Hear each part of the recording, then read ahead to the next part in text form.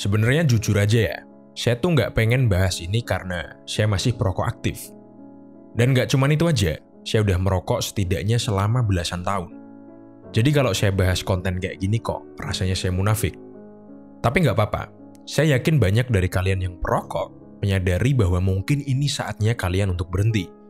Dan bukan channel ini kalau tidak membantu para viewernya untuk menjadi lebih baik.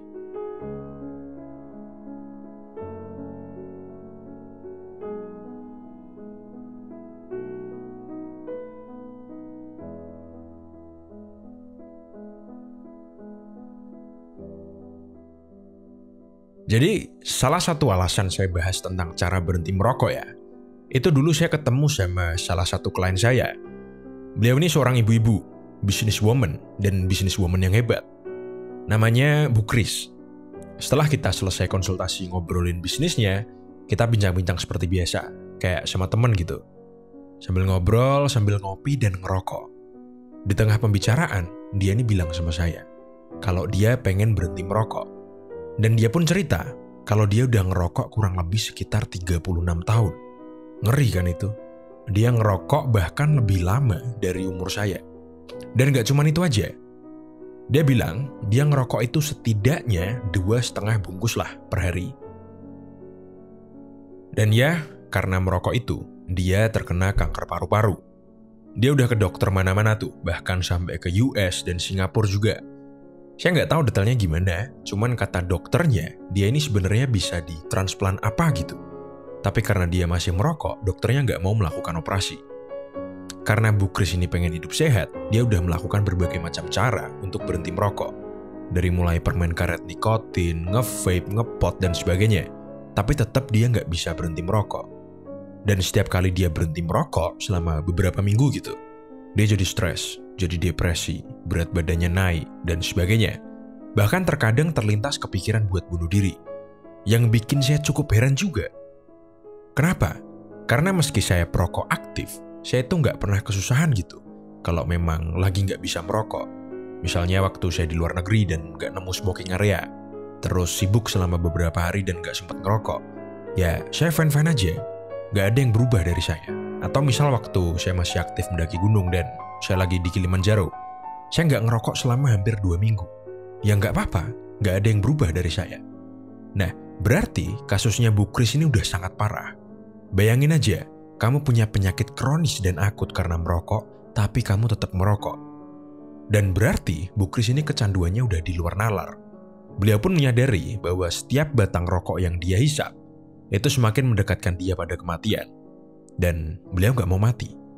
Tapi beliau juga gak mau berhenti merokok. Kenapa? Sekarang kita bedah. Jadi dari beberapa sumber jurnal yang saya baca, ini saya pakai bahasa sains ya, dan kalau saya salah tolong dikoreksi. Jadi merokok itu mengaktifkan sisi otak yang aktif ketika kita mendapatkan reward atau hadiah. Salah satunya itu namanya nucleus accumbens. Dan ketika nukleus ini aktif, dia itu mengeluarkan senyawa yang bikin kita merasa enak, merasa nikmat, seperti dopamin gitu. Jadi para perokok itu merokok berulang kali untuk mengaktifkan ulang dopamin tadi. Oke, lanjut ya.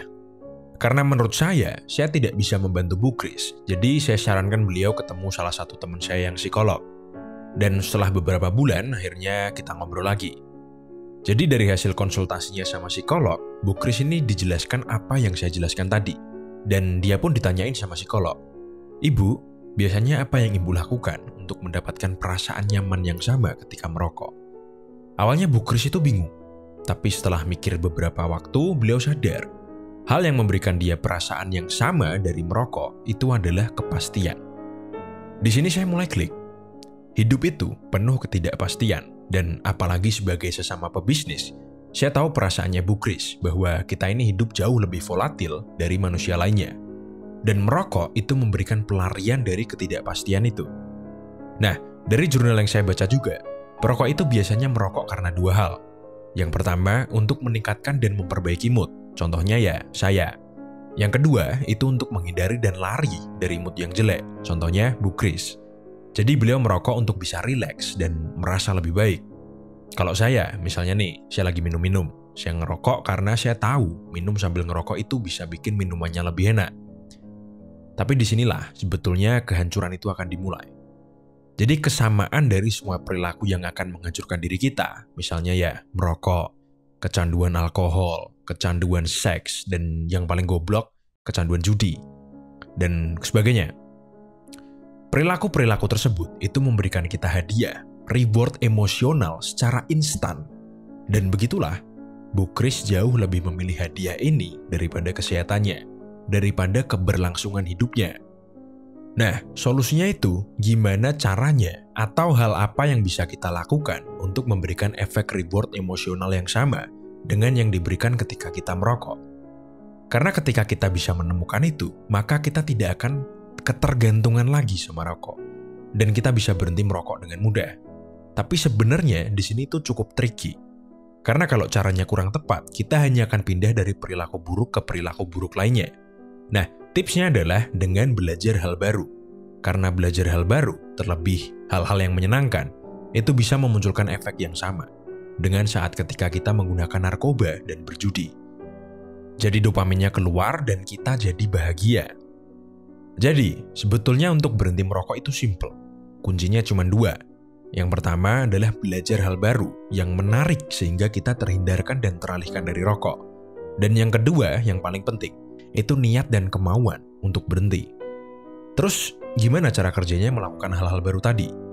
Jadi, ketika kita melakukan self-development atau pengembangan diri, kita ini memunculkan dopamin dari jalur yang lain, sehingga kecanduan terhadap rokok itu jadi teralihkan. Kalau dibikin simple lagi, kita mengalihkan kecanduan dengan kecanduan lain. Tentunya kecanduan hal yang baik. Soalnya kalau kamu mengalihkan rokok ke minuman keras, saya rasa malah dua-duanya jadi lebih parah. Sama juga dengan ketika kamu berjudi. Kalau kalah untuk menenangkan diri ya, kamu malah tambah banyak merokoknya. Jadi kamu tanya dulu sama dirimu, kamu mau nggak berhenti merokok? Kalau jawabannya ya, tanya lagi, kamu yakin nggak bisa berhenti merokok? Karena kuncinya itu di sini. Kamu yakin dan kamu percaya bahwa kamu bisa berhenti merokok. Karena kalau cuma niat doang, niatnya ini lama-lama akan menghilang atau pudar. Selanjutnya, kalian itu harus tahu, kesalahan utama yang sering dilakukan oleh orang yang ingin berhenti merokok, itu adalah langsung berhenti. Kadang, kecanduan itu memang menyebalkan.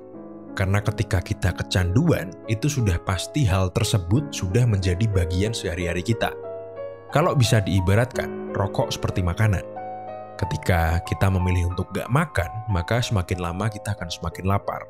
Dan ketika kita sudah tidak bisa menahan, ya udah kita akan makan. Sama seperti rokok, kamu atur aja saat-saat tertentu kamu merokok. Misalnya ya, kamu cuma merokok ketika kamu ngopi. Atau apalah, terserah kamu. Pinter-pinternya aja kamu ngaturnya gimana.